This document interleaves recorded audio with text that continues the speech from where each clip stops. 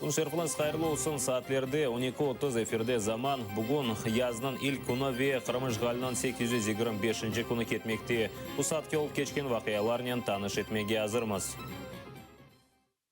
Бүгін Русияның Арби махкемесі қабатланған 4 Қырым мұсылманның ишіні бақы башлайжақ. Ақия регионында 2015 сенесі январь айында яқаланған Руслан Зейтулаев, Нури Примов, Рустем Ваитов и Ферат Сейфулаев Насанки Хизбут Тахрир бірлешмесіне алақасы олғанында шеклеп терроризмде қабатлайлар. Ишіні Ростовтаки Шимали Кавказ Арби махкемесі бақа. 4 мабусыны кеченлері Ахмеджеттеки СИЗОдан Ростов-на-Дону шеріне кечірділер.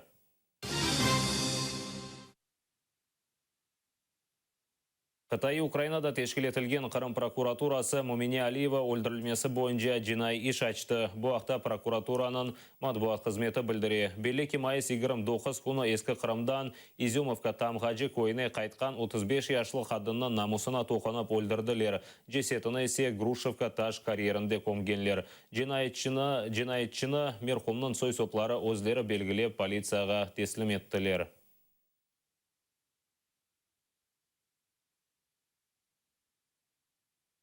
Елінің сонына қадар Русияге қаршы кірсетілген санкциялар эксілмейджек. Бұл ақта Меджлис рейсі Рифат Чубаров Туневон Берлинде өткерілген күрішівлер нәтижесіні изатлар екен білдірді. Оның сөздеріне көре кімсе Русияны халқара қануларыны бозғаны үшін бағышламайжақ. Украина есе акиметте олған олигархларның көрешіні тезжа бітірмек керектір деді Рифат Чубаров.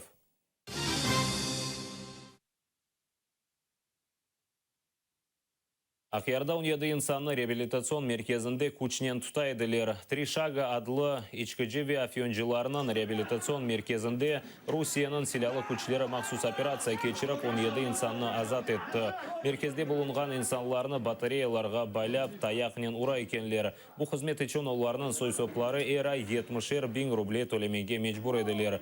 Яқынлары келгенде есе инсанларға шарайтлерінен немнун олғанлары ақта айтмаға мечбур ете екенлер. Мерkezні кечкен сене Уфа сакина ачқан. Ишгалжы акиметі кечірген назаретінден сон мерkezге чалышмақ үшін рұқсет берген еді. Привезли забор, окруженный колючей проволокой. Выхода нету. Мне сразу сказали, что тут ты не имеешь никакого слова, никакого права. Делай то, что мы тебе говорим. То есть вас насильно удерживали, меры физического воздействия применялись? Каким образом там в самом центре? Били палки, у них там есть на 2-м этаже, это заводят они, чтобы никто не видел. Били палками по телу, били подзатыльники. Отличный выключатель по башке сколотить, да, кому-то? Если что-то говорил наперекор, это они называли своеволием.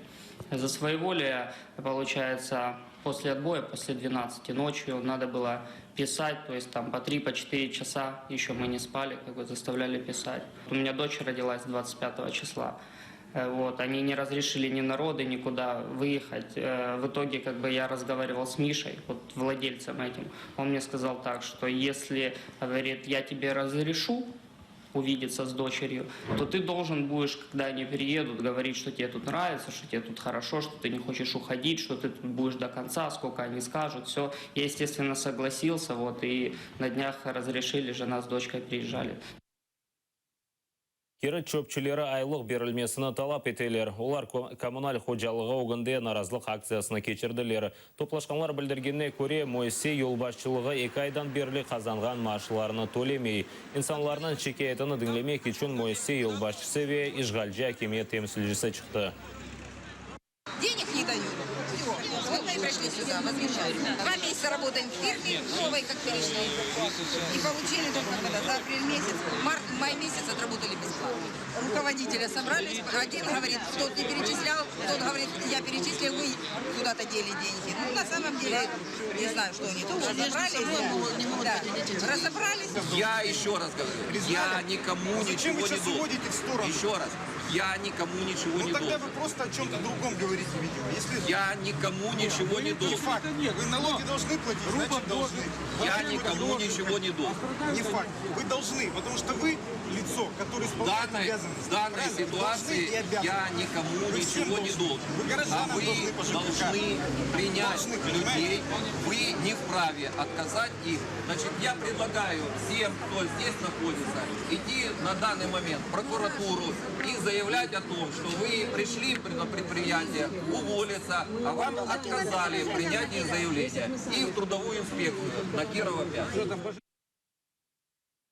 Львовта вақтын жайшаған қырым-татар қачақлары сергі тешкіл еттілер. Анда қырым-татарларынан милли урбалары, намазлық фотосуретлер, Құран Керем вечешіт сауытлар тақдим етілді. Сергіде 100 жылық евелсі бастырылған қырым харитасы да көстерілді. Анда Койве қасаба адлары қырым-татар тілінде араб урфатынен язылған. Сергі июннің сонына қадар чалышажақтыр. Кожен из нас, кто тримается своей религии, исполняет пятикратную молитву, которая называется намаз. І оці килими, які представлені здесь, це дитячий килим. Естественно, для дорослого трошки він більший.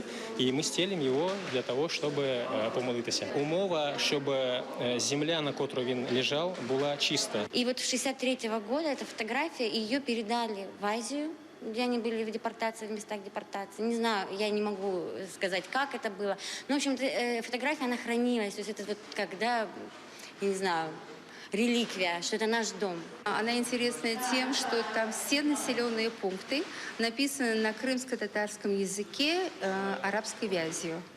Это действительно очень редко, и на этой карте видно, как много было этих населенных пунктов. Тільки зараз, роблячи висновки з всього того, коли у нас на сході війна, коли Крим захоплено нашим східним агресором, сусідом, ми починаємо розуміти, що насправді титульний народ України, українці і корінний народ України, кримські татари, майже нічого не знали один про одного. Киевде аккордеон çalgıcısı Cemil Komurcu'nun ilk şahsi konserti olup geçti. O Glera adına muzikalı училищенің 3-cü kurs talebesi.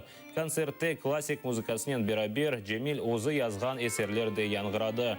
Cemil'nin konsertini birçok seyirciler dinlemege keldi. Salonda boş yer yok edi.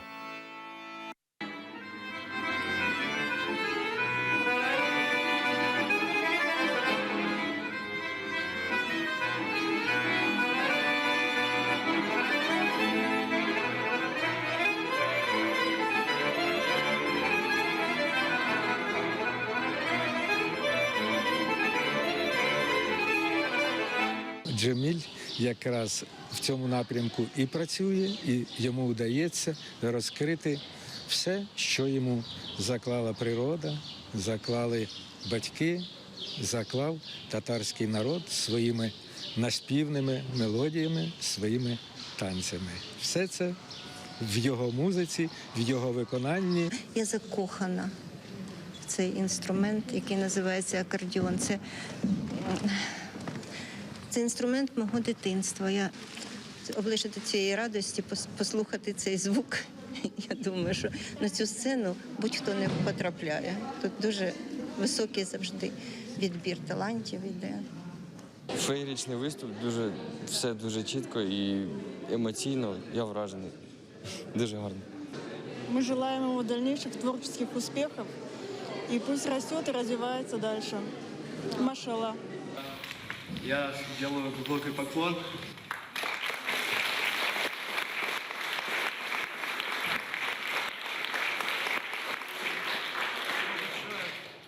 Спасибо большое. Я хочу воспользоваться этим моментом и поблагодарить своих родителей, то что они меня...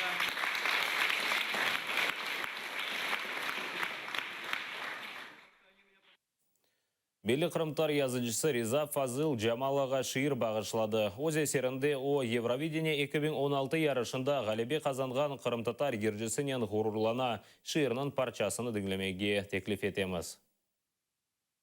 Ақ Жамала айналайын көзіңден, ғұрурлана бер бір айтқан сөзіңден, сен көстердің дүнияға халқымызны, білсіңдер деп біздің фажиямызны. Aradın en taktın öyle sözlerini, torlandırdın milyonlarla közlerini, şu yerinden galebige eriştin, budur senin yapman en büyük işin. Sen dünyaya nam bergen bir kız oldun, Avrupa'nın kokunda bir yıldız oldun. Sarı, mavi tüs bayrakını köterip, öz halkına, vatanına sarıp kaldın. Bütün halkmen gelip hayırlayımız seni biz. Bitmez olur sana kızım sevgimiz. Yaşa kızım, yaşa dünya durunca. Halk özünün serbestligin bulunca. Maşallah. Bu saatқа olған соңғы хабарымыз еді. Сіздерге iyi күндер тілеймін. 15:30-да шығacak zaman yayınımızны қачырмаңыз. Көрішкенше.